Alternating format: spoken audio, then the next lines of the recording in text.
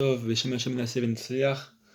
Donc voilà, déjà que ce cours soit pour la Refoua Shelema de tous les malades du Ham Israël et pour l'élévation de l'âme, les Nishmat, tous nos disparus. Voilà, on est juste après, on sort de Yom HaShoah, donc pour l'élévation de l'âme de tous ces 6 millions de nos frères qui nous ont quittés dans des souffrances terribles.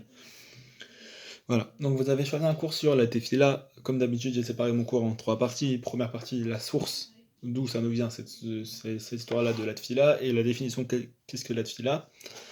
Deuxième partie, ça va être l'importance et la gravité, de comprendre vraiment c'est quoi l'importance de la Tefila et la gravité de cette chose-là. Et troisième partie, ça va être le mérite et la récompense qu'on aura et que la Tefila pourra nous apporter.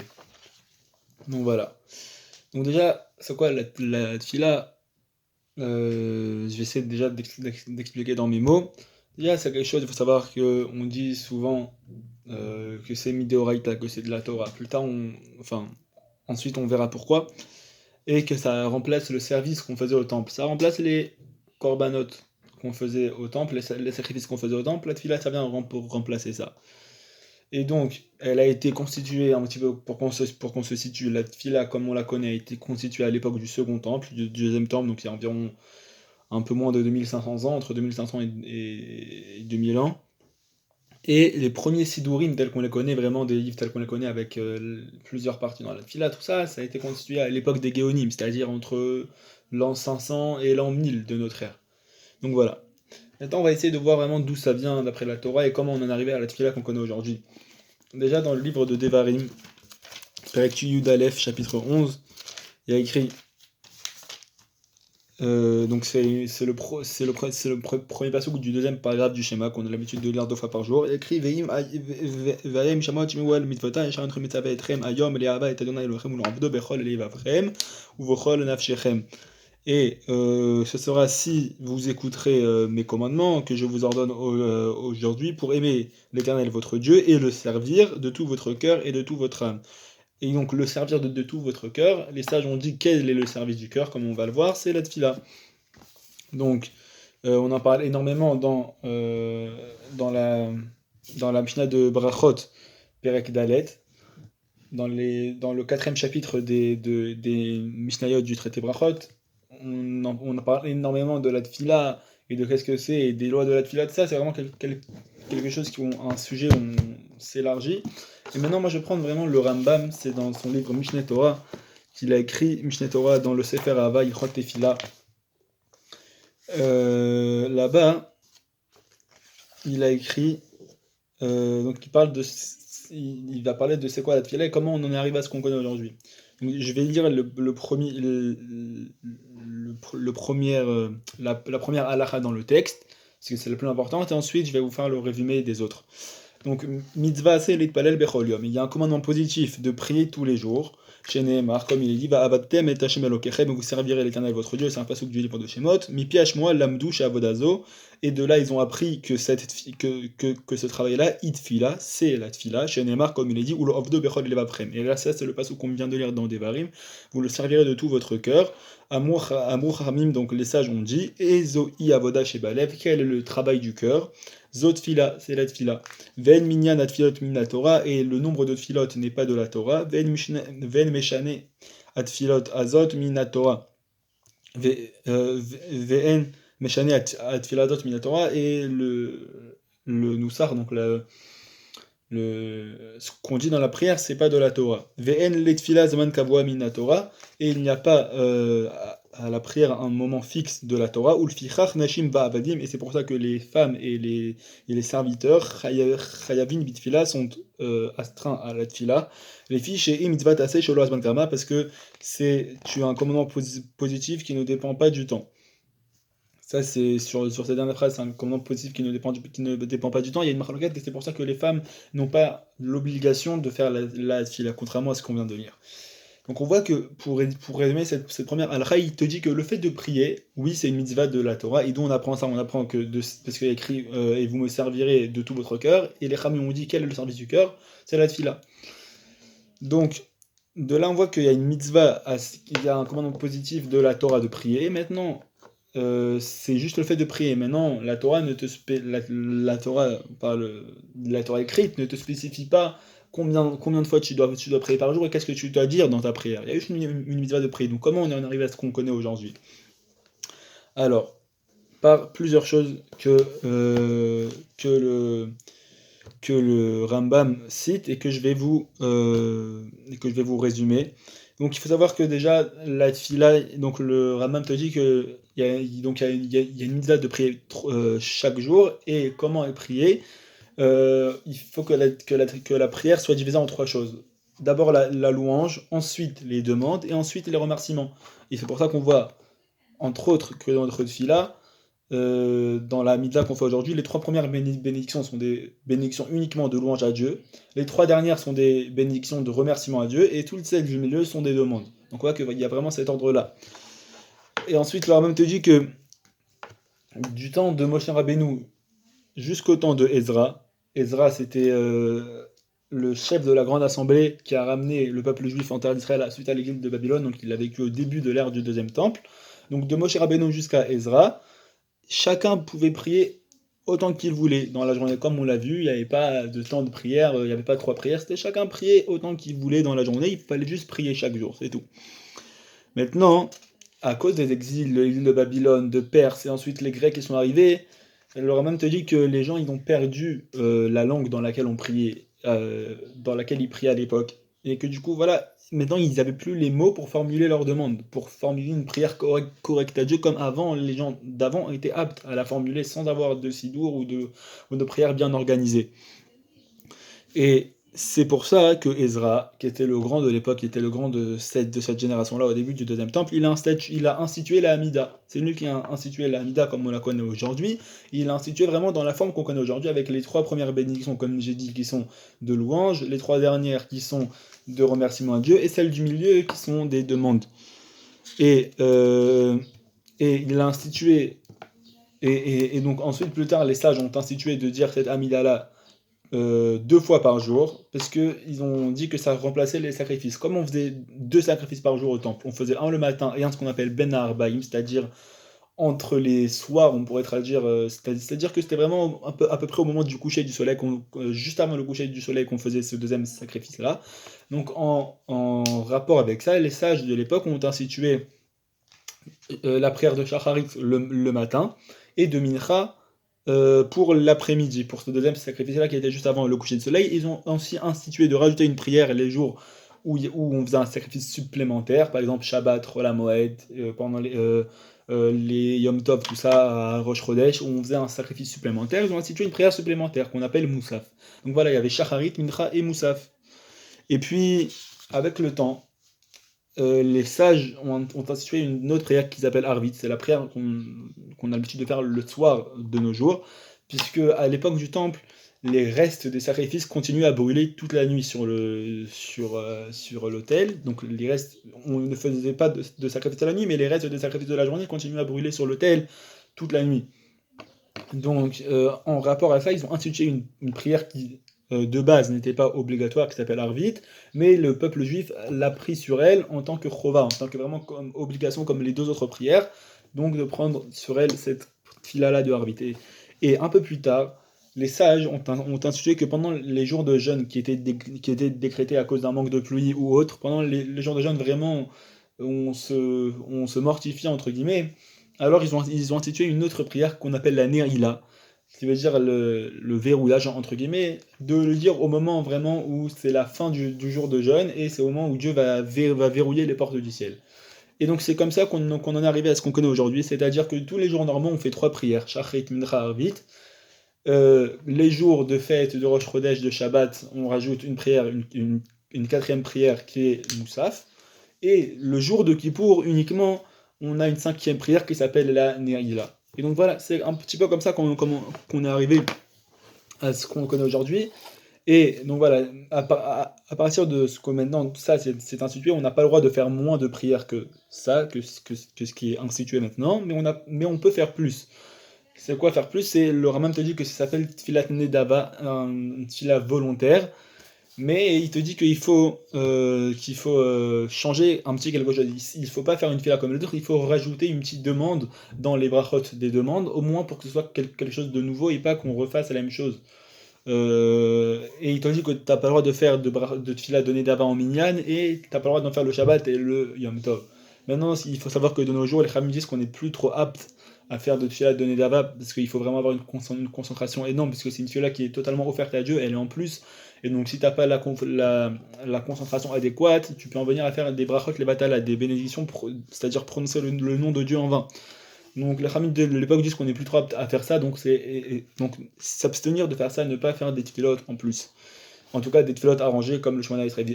Évidemment que le reste de la journée, chacun peut prier selon ce que son cœur lui dicte, mais des tfilotes arrangées comme ça, avec des brachot et la mida, tout ça, il ne faut pas rajouter. Et donc aussi, il y a ensuite le Shulchan Aruch, euh, Orach Chaim qui va définir les lois de la Tefila. Donc on voit que vraiment c'est des lois qui sont bien définies. C'est pas stam une façon de dire ah tiens on va faire une le matin, une l'après-midi, une le soir. Donc maintenant qu'on a compris c'était quoi la Tefila et comment on en arrive à ce qu'on connaît aujourd'hui, on essaie de déjà comprendre c'est quoi la Tefila dans le sens c'est quoi son importance, c'est quoi sa gravité. On a dit que la Tefila ça correspond à la avoda, au travail du cœur. Maintenant, la avoda, donc s'il y a le travail du cœur, c'est qu'il y a le travail d'autre chose. Il faut savoir, oui, qu'il y a deux avodas. Il y a la avoda à Sechel, le travail de l'intellect, et le travail du cœur, la avoda chez Balev. Mais, il faut savoir, mais bon, quand on entend travail du cœur, on n'arrive pas trop à comprendre. Travail du Sechel, travail de l'intellect, c'est plus facile à comprendre pour nous. Donc on va essayer, par le travail de l'intellect, d'essayer de comprendre le travail du cœur, qui est la tfila. Le travail de l'intellect, évidemment, c'est l'étude, c'est-à-dire étudier la Torah dans sa profondeur, le Talmud, la Torah écrite, la Torah orale, et évidemment, pour ensuite en venir à pratiquer ces lois-là, mais c'est surtout l'étude pure. Et on peut se demander pourquoi, par exemple, si quelqu'un a déjà ouvert une Gemara, il voit que la Gemara c'est compliqué, on nous rapporte des discussions entre tel rave, on revient à la question d'avant, on répond à une autre question, on te ramène autre chose qui donne un autre avis, et à la fin tu sais même pas c'est quoi la loi après, on voit que c'est vraiment quelque chose qui est pas clair. La Gemara, c'est quelque chose qui est vraiment compliqué. Et jusqu'à la période où le Shulchan Aruch a été écrit, c'est-à-dire au XVe siècle, vers la fin du XVe siècle, où le Shulchan Aruch, le livre de loi de base, a été écrit par Rabbi Yosef Karo, où là vraiment il te détaille toutes les lois, vraiment, de façon claire, par chapitre, par sujet. Alors avant, hein, les gens devaient se casser la tête pour avoir les lois. Donc on voit que vraiment il y a un objectif, entre guillemets, que le fait de chercher, c'est pas, et de se casser la tête sur l'étude de la Torah, c'est pas quelque chose qui est à côté. C'est vraiment un objectif en soi. Pourquoi? Parce que quand tu étudies, ça va te former un esprit à penser comme la Torah elle le veut. Quand toi tu étudies les discussions dans la Gemara et tu vois comment ils en sont arrivés à ces halachot-là qu'on connaît aujourd'hui, que lui s'est appuyé sur telle source, mais que lui a réfuté sa source. Alors là, tu vois vraiment les discussions, et là, c'est pas juste que tu étudies et que tu absorbes des connaissances, comme un âne sur qui on mettrait des livres, c'est vraiment que tu forges ton esprit à avoir un esprit de Torah. Par exemple, un mathématicien, il peut apprendre tous les théorèmes qu'il veut, tous les théorèmes qui existent dans le monde entier. C'est pas comme ça qu'il va devenir un grand mathématicien. C'est en se mettant face à des problèmes et en se confrontant aux problèmes qu'il va essayer de chercher lui-même la solution. Alors là, ça va devenir un mathématicien à force de résoudre comme ça des problèmes. C'est la même chose. C'est se casser la tête pour se créer un cerveau de Torah, entre guillemets. Maintenant qu'on a compris c'est quoi le travail du sechel, de l'intellect, on va essayer de comprendre c'est quoi le travail du cœur. Le travail du cœur, on a dit c'était la tfila. C'est exactement la même chose, c'est se forger un cœur de Torah. Voilà, je sais que j'essaie de prendre une approche un peu différente de ce qu'on entend en général, pour ne pas répéter ce qu'on a l'habitude d'entendre sur la fila. Donc voilà, j'essaie de commencer par cette approche-là, et ensuite on verra d'autres approches de c'est quoi l'importance et la gravité de la fila. Donc voilà, juste pour finir sur ça, donc on a dit de la même façon, la fila c'est le travail du cœur, c'est de la même façon que le travail de l'intellect, c'est se forger un cerveau de Torah, qui pense selon la Torah. Alors la tefila, c'est se forger un cœur de Torah, c'est-à-dire de se forger un ressenti de Torah, des sentiments de Torah, c'est-à-dire ressentir ce que la Torah veut qu'on ressente. C'est-à-dire vraiment ressentir les idéaux de Dieu. Donc l'étude, c'est pour connaître les idéaux de Dieu, et la tefila, c'est ce qui va te permettre de les ressentir. Comment? Parce que euh, quand toi, tu vas prier pour des choses qui a écrit dans l'Amida et que tu n'aurais pas pensé à prier pour toi-même, par exemple la construction de Jérusalem, la venue de la délivrance, tu n'aurais pas pensé toi-même à demander ça. Alors là, tu vas prier pas pour toi, tu vas prier sur les idéaux de Dieu et sur ce que Dieu veut. Donc, ça va te créer un cœur de Torah. Et il a écrit à Messieurs Osnon Milishmoa Torah Filato Toreva, celui qui se préserve d'écouter de la Torah, sa prière est une abomination. Pourquoi? Parce que si on dit que la prière, c'est ce qui permet de l'afnim, de s'imprégner et de ressentir les idéaux de Dieu, alors si toi tu connais pas les idéaux de Dieu parce que tu n'as pas étudié, alors comment tu veux t'en imprégner? Et on voit même qu'il y a pour appuyer ce point de vue-là, on voit même qu'il y a une discussion dans la Gemara, une marloquette, et qui est tranchée que dans la halakha plus tard. Est-ce que le Beth Midrash, donc une maison d'études, est plus importante qu'un Beth Knesset, qu'une maison de prière? Et on te dit que le Beth Midrash, il a une plus grande importance, que la maison d'études a une plus grande importance que la maison de prière. C'est vraiment, la tfila, c'est vivre les idéaux de Dieu au quotidien, c'est-à-dire dans ce que tu demandes, demander selon les idéaux de Dieu. On raconte que, par exemple, pour illustrer ça, et pour montrer que des fois on fait des filotes, des prières qui ne sont pas vraiment des prières ou alors des prières inadéquates. On raconte qu'il y avait un homme qui aimait énormément une femme et qu'il il avait une obsession là pour cette femme-là, mais qu'elle ne voulait pas de lui. Alors qu'est-ce qu'il a fait? Il a demandé, il a fait une fila, enfin si on peut appeler ça une fila, il a dit à Dieu, voilà, soit tu me tues moi, je te demande soit de me tuer moi, pour que je ne souffre plus, soit de la tuer elle, comme ça je ne souffre plus. Et quelqu'un lui a dit, mais c'est pas une fila ce que tu fais, ça c'est pas une fila. Je sais que c'est un cas extrême, mais c'est pour essayer de comprendre que des fois on demande des choses à Dieu, on pense que c'est une fila parce qu'on fait des demandes à Dieu, mais c'est pas une fila parce qu'on on demande pas ce que Dieu veut qu'on demande. On ne demande pas des choses essentielles. Et c'est pour ça que quand tu vas demander quelque chose qui est contraire à Dieu, ça s'appelle pas une fila. Euh, et donc tu pourras pas vraiment dire que tu as fait une fila et profiter de ce mérite-là. Euh, Moi, donc, on a dit le principal de la tfila, c'est la Hamida. Et comme j'ai dit, quand toi tu vas en venir, tu as des problèmes de parnassa toute la journée, tu as des problèmes, tu penses aux problèmes avec ta femme, aux problèmes avec tes enfants, évidemment qu'il faut demander pour ça aussi. Mais quand toi, dans ta Hamida, malgré tous ces problèmes, tu vas dire la bracha, Baruch Ata Hashem, Boni Yerushalayim, source de bénédiction, tu es éternel qui construit Jérusalem. Tu vas penser à quelque chose de plus grand que toi, la construction de Jérusalem pour accueillir la venue du Mashiach, à la restauration de la souveraineté du peuple juif. Alors Dieu, il voit que tu vas prier selon ses idéaux à lui. Et là, il va accéder à tes prières. Voilà, ça c'était la première approche que je voulais donner, une approche un petit peu différente, je sais. Maintenant, deuxième approche, on pourrait se demander comment je vais faire maintenant pour... Bon, ok, j'ai compris que la tefila c'était quelque chose qui était assez important. Comment je vais faire pour vibrer dans ma tefila? Comment je vais faire pour ressentir ma tefila vraiment? Et il y a deux choses qui font qu'on n'arrive pas vraiment à se concentrer, à mettre toutes les forces qu'il faut dans notre fila, c'est parce que déjà ça demande un effort. C'est un effort mental, mais ça reste un effort de se concentrer comme ça sur un laps de temps, sur ce qu'on dit, sur ce qu'on pense. Et ça demande un effort. Et l'homme n'est pas prêt à faire des efforts en général. L'homme est une créature qui est assez paresseuse. Et aussi parce qu'à force de l'habitude, on dit la prière 3 fois par jour, on la lit 3 fois par jour tous les jours, à un moment ça devient une habitude, c'est comme si on récitait un texte qu'on a appris par cœur. Et donc ça, c'est les deux principaux ennemis du fait qu'on se concentre pas. Euh, Maintenant, il faut essayer de comprendre c'est quoi la tfila. Il y a le Shulchan Aruch qui te dit que la tfila c'est quoi? C'est quand tu te dévais de la matière, que tu enlèves la matière qui t'entoure. Et il te dit vraiment ça, c'est quand tu te concentres uniquement euh, sur ton lien entre toi et Dieu et que tu retires la matière qui t'entoure. Et maintenant, comment tu peux arriver à ça? Il y a des freins. Un des freins, c'est ton état général dans le reste du temps. C'est-à-dire, si dans le reste du temps, tu es déconnecté de Dieu, que tu n'étudies pas sa volonté, que tu ne pratiques pas tellement sa volonté, alors au moment où tu vas vouloir te connecter à lui dans ta file, ça va être difficile pour toi parce que tu n'as pas l'habitude d'être connecté à lui. Donc, déjà, il faut c'est régler son comportement général, au moins pour qu'il soit suffisant pour que quand tu voudras vraiment te connecter à Dieu dans ta fila, tu pourras. Il faut savoir que la tfila, Dieu, quand il entend une tfila bien faite avec Kabbalah, il y a écrit qu'il prend la tfila et qu'il la met sur sa couronne. Il faut essayer de comprendre ces images-là. Euh, le Shulchan Aruch, il te dit maintenant comment toi tu dois prier pour avoir cette ferveur-là. Il faut que tu pries comme un pauvre qui toque à une porte. C'est-à-dire, le pauvre, il est dans la rue, on va dire même qu'on est en hiver, il pleut, il y a le vent, il a faim, il a froid, il a soif.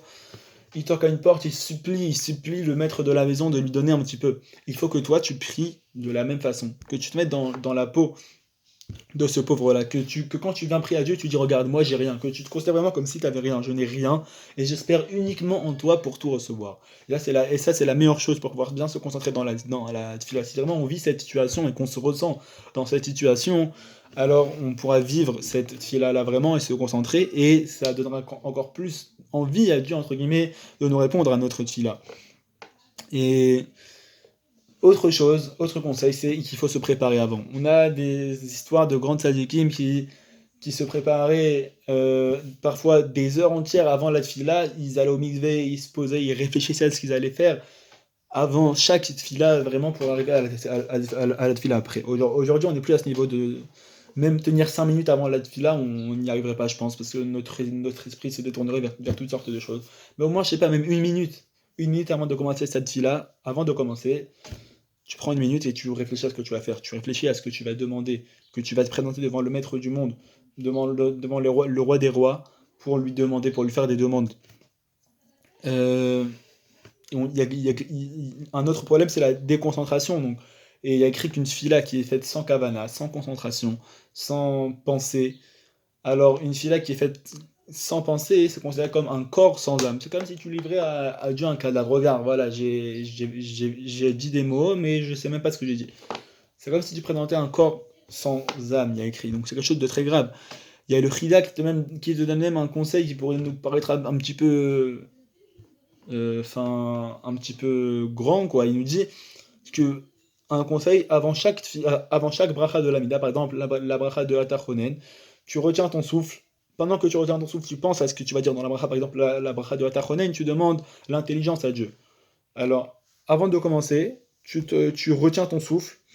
Comme ça, vraiment, t'es dans un état de concentration. Et pendant que tu retiens ton souffle, tu penses à ce que tu veux. Et là, tu dis tout en une chose. Tu dis tout en un souffle. Tu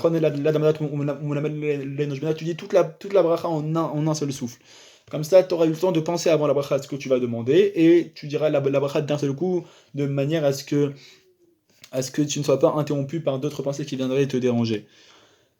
Il y a des gens qui essayent de faire plein de cavanotes, plein de pensées au nom de Dieu, qu'est-ce que ce nom de Dieu-là veut dire, qu'est-ce qu'il faut penser à ce moment-là dans tel truc.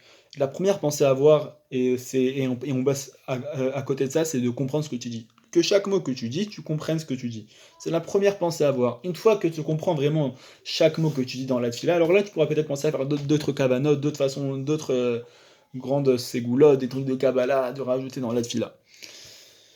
Parce que la pensée, elle va plus vite que la parole. La pensée, elle va plus vite que la parole. Des fois, vraiment, tu fais ta fila, tu lis les mots, et ta pensée, elle est pas là. Elle se balade et tout ça. Donc, tu penses même pas à ce que tu dis. C'est comme si tu récitais un texte. Et une des choses qu'il faut vraiment demander dans cette fila, c'est de prier à Dieu qui nous aide à prier. Qui nous aide à prier comme il faut. Demander à Dieu, s'il te plaît, Dieu, aide-moi à prier comme il le faut. C'est la plus grande des prières qu'on peut faire, c'est de demander à Dieu de nous aider à prier. Je sais que ça va paraître un petit peu, voilà, mais c'est la plus grande des demandes qu'on peut faire. Et il faut savoir que des fois on se pose la question, donc une troisième facette que je voulais aborder, des fois on se pose la question que on fait beaucoup de demandes et on ne reçoit pas tout ce qu'on demande. Alors à quoi ça sert la tfila? On ne reçoit pas tout ce qu'on demande. Il faut savoir que le premier objectif de la tfila, c'est pas de demander quelque chose à Dieu. Le premier objectif de la tfila, c'est de rencontrer Dieu. Tu as un rendez-vous avec Dieu 3 fois par jour. C'est d'aller à sa rencontre. Lui est là, il attend que tu lui parles. Ça, c'est l'objectif principal de la tfila, c'est de rencontrer Dieu. Et la vérité, moi, je suis content. Moi, je suis content que tout ce qu'on demande ne soit pas automatiquement accordé. Pourquoi? Parce que si ça marchait comme ça, si chaque chose que tu demandes est automatiquement accordée, Dieu, qu'est-ce qu'il pourrait faire? Il pourrait mettre un ange avec un distributeur et l'ange il reçoit les pilotes de tout le monde, il voit, alors lui il veut ça, attaque, il appuie sur le distributeur, ça lui envoie. Le fait qu'on ne reçoit pas tout ce qu'on veut, ça montre que c'est bien Dieu qui lit nos prières, que notre prière arrive uniquement à Dieu. Et ça montre que c'est vraiment lui qui lit et qui décide de t'envoyer ou non. Donc moi je suis assez content. Et il faut savoir qu'il y a une différence. Il faut essayer de comprendre. Toutes les demandes ne sont pas acceptées, mais toutes les prières sont acceptées. Il y a une différence entre prière et demande. Oui, tout ce que tu demandes, ça va pas être accepté, mais sache que toutes tes filotes, toutes tes prières, elles vont être acceptées. Et alors à quoi elles vont servir si elles sont acceptées? parfois pour quelqu'un d'autre qui en a plus besoin que toi. Toi, je sais pas, tu demandes, t'as un petit peu mal, je sais pas, t'as un petit peu mal au poignet parce que t'es mal tombé la veille, tu demandes s'il te plaît, réfoua chez les Dieu. Maintenant, ce que tu sais pas, c'est qu'il y a un autre juif qui est dans un coma artificiel et qui est entre la vie et la mort et qu'il a personne pour prier pour lui. Et que toi, ta fille-là, de demander de la réfouache chez pour toi, et Dieu, il va la prendre cette fille-là, et il va la donner à ces personnes-là pour qu'elles elles puissent guérir de son état qui est beaucoup plus grave que le tien. Donc des fois, nos filles vont pour d'autres personnes. Et il y a Rabbi Menachem Nahum Mitchernobyl qui te dit que des fois, la fila, ça fait descendre la chose, mais petit à petit. Ça va pas la faire descendre de Dieu jusqu'à toi. Petit à petit, par étapes, on sait qu'il y a 7 cieux et qu'il y a plusieurs mondes et tout ça. Ça va la faire descendre petit à petit, petit à petit. Et donc, quand chaque prière que toi tu vas faire pour cette chose-là, ça va la faire descendre un petit peu. Si tu te décourages avant qu'elle arrive, peut-être qu'elle était juste là et qu'il manquait plus qu'une seule fila pour qu'elle arrive.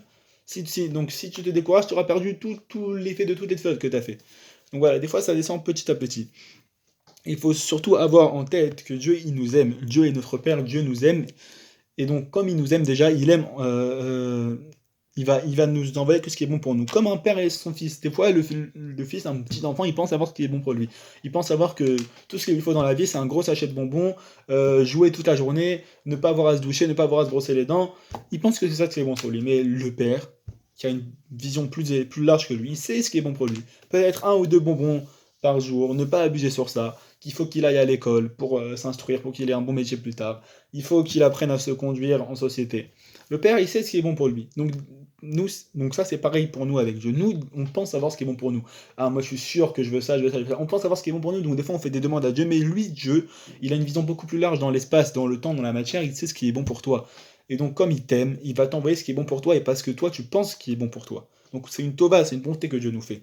Il faut savoir, pour finir sur cette partie de l'importance de la tfila, que Dieu aime notre filote. Dieu, il aime notre filote. On voit que, par exemple, avec l'histoire de Abraham qui va prier, donc Dieu vient annoncer à Abraham qu'il va détruire Sodome et Gomorre. Déjà, pourquoi Dieu vient lui annoncer? Quel lien entre Sodome et Gomorre et Abraham? On sait très bien qu'il y avait Lot, ok. Mais voilà, pourquoi il vient lui annoncer particulièrement? Donc on voit que Abraham prie. Et s'il y a 50 sadikim, épargne-les. Dieu lui dit, ok, j'épargnerai. S'il y a 45, là 40, 30, 20, 10, ok, Dieu dit, ok, s'il y en a 10, j'épargnerai. Mais Dieu savait très bien qu'il y avait même pas un seul sadique dans la ville. Pourquoi il a laissé Abraham prier, gaspiller sa salive, gaspiller son temps? Dieu savait très bien qu'il n'y avait pas un seul sadique même dans Sodome et Gomorre. Pourquoi? Parce que Dieu aime notre filote. Dieu aime entendre notre filote. Donc voilà, même quand on pense que les cas sont désespérés, faire entendre notre filote à Dieu parce que Dieu aime ça. Maintenant qu'on a compris c'était quoi l'importance de la tfila et la gravité, on va essayer de comprendre maintenant quoi le mérite et la récompense que peut nous apporter notre filote. Dans la Mishnah du traité Brachot, au chapitre 4, donc c'est Rabbi Nechonia ben Akana, on te dit qu'il priait à son entrée et à sa sortie de la maison de prière, donc de la synagogue. Et on te dit qu'est-ce qu'il priait à sa sortie? Uvitiyati ani noten odaya al-chelki. Et à ma sortie, je donne un remerciement pour ma part. C'est-à-dire quoi pour ma part? Qu'il m'a mis dans la part de ceux qui siègent dans les maisons d'études et dans les maisons de prière. Il faut remercier Dieu qui nous a donné un pouvoir, qu'on fait partie du peuple juif, qu'on a un pouvoir de prière particulier, on a un lien avec Dieu privilégié par rapport aux autres nations. Donc déjà, ça c'est une récompense en soi que Dieu nous a fait faire partie entre guillemets de ce peuple-là. Il faut savoir que dans la Gemara Brachot, le traité Brachot cette fois donc dans la Gemara, Daf Vav, donc dans la page 6, il y a écrit que celui qui rentre